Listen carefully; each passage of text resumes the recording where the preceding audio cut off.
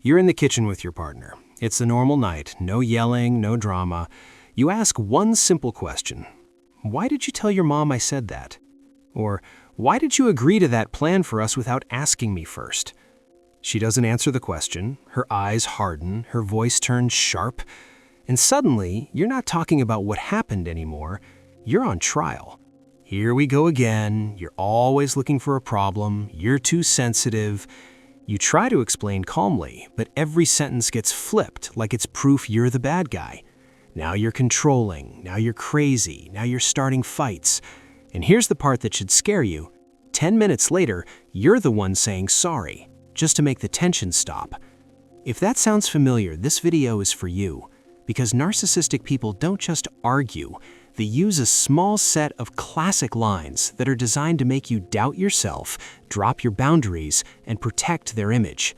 Today I'll show you 10 classic things a narcissist says, what's happening psychologically when they say it, and the best way to respond without getting dragged into the mud. One quick note, this is not a diagnosis. Lots of people can say one of these lines once in a bad moment. What matters is the pattern, how often it happens, and whether they take real responsibility after. Now let's get into the lines. The first classic line is, "You're too sensitive," or "Stop being so dramatic." This is not feedback. This is a strategy. It minimizes your feelings so they don't have to deal with consequences. If they can make your emotions the problem, then their behavior never has to change. The psychology here is simple. Accountability feels like danger to them, so they turn it into, "You're overreacting." A strong counter is calm and short. "I'm telling you what hurt me. You don't have to agree, but you do have to respect it."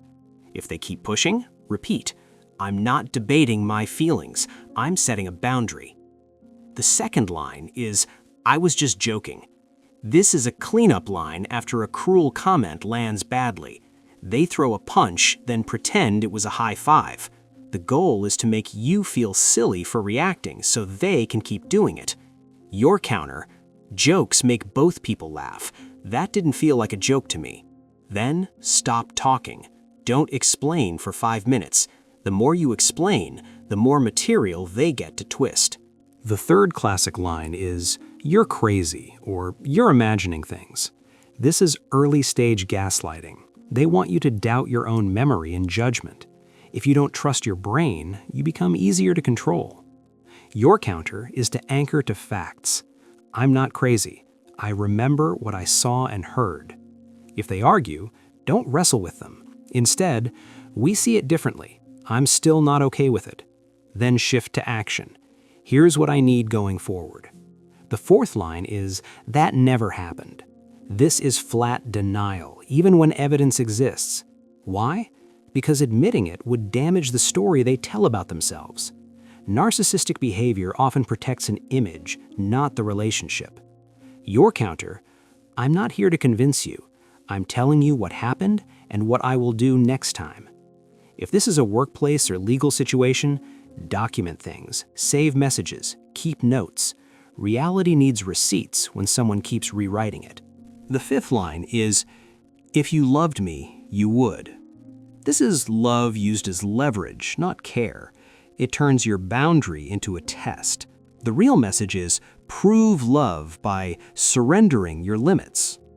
Your counter, "Love doesn't require me to betray myself." Or even simpler, "Don't use love to pressure me." If they escalate, that's information. A healthy person doesn't need to threaten love to get cooperation. The sixth line is, "You always do this," or "You never." This is exaggeration used to create guilt. It turns one moment into a permanent identity. You are always wrong, always selfish, never enough. When you feel permanently guilty, you stop asking for fair treatment. Your counter, "Let's talk about this one situation." Keep pulling it back to one event. Narcissistic fights love to become foggy and huge because fog is easier to control than facts. The seventh line is, "After all I've done for you." This creates debt. They turn basic decency into a bill you must keep paying. The psychology is power. I helped you, so you owe me access, obedience, silence. Your counter, kindness is not a contract. If you're dealing with a heavy manipulator, try, if you give to get control, that's not a gift. Then stop there. Don't debate the past for an hour. They will happily live in the past if it keeps you trapped. The 8th line is, I'm the only one who tells you the truth. This is how they isolate you mentally. They position themselves as the judge and everyone else as fake or stupid. It's a power move. If they own truth, then you must accept their version of reality. Your counter, I'll decide what's true after I think about it. And if they push, I don't outsource my judgment. Calm, simple, no fight, just a closed door. The 9th line is, fine, I guess I'm the worst person ever. This looks like self-blame, but it's a trap. It forces you to comfort them instead of addressing the harm. Suddenly, you're managing their emotions and your original issue disappears. Your counter, I didn't say you're the worst, I said this behavior is not okay. Then return to the topic. If they repeat the dramatic line, repeat your boundary. You are refusing the bait. The 10th line is, I'm sorry you feel that way. Translation, I'll sound apologetic while admitting nothing. It's an apology shaped like a shield. No ownership, no change, no responsibility. Your counter, that's not an apology. An apology names the action. Or softer, what I need is for you to take responsibility for what you did, not my reaction. If they can't do that, you now have clarity. Now all of these lines connect to one big pattern you asked about. DARVO, deny, attack, reverse victim and offender. Here's what DARVO looks like in real life. You say, you lied to me. They deny, I didn't lie. Then they attack, you're paranoid and controlling. Then they reverse victim and offender. Actually, you're abusing me by accusing me. Now you're defending yourself and the original issue is gone. That is the whole point. DARVO is not a conversation, it's an escape tunnel. So how do you deal with someone who does this? First, stop trying to win with logic. Logic doesn't work when the other person is protecting an image, not seeking truth. Your goal is not to convince them. Your goal is to protect your reality and your boundaries. Second, keep your responses short. Narcissistic conflict feeds on long explanations. The longer you speak, the more they can twist. Use calm, repeatable lines like, that's not what I said. We're staying on the topic. I'm not discussing this while you insult me. Think of it like putting rails on the conversation.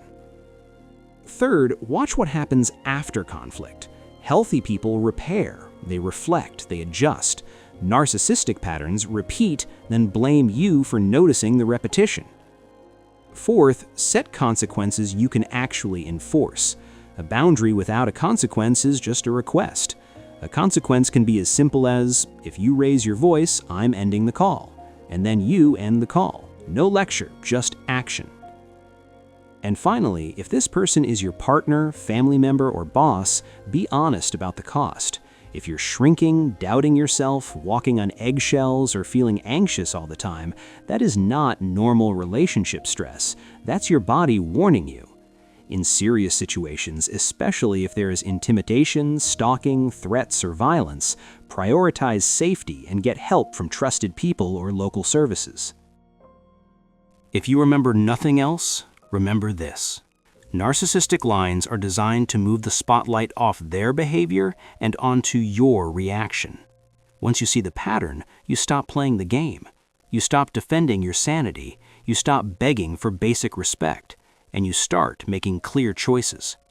If this helped you, hit like so more people can find it. Subscribe if you want clear psychology explained in plain language. And comment one line you've heard that made you doubt yourself, because once we name these lines, they lose power.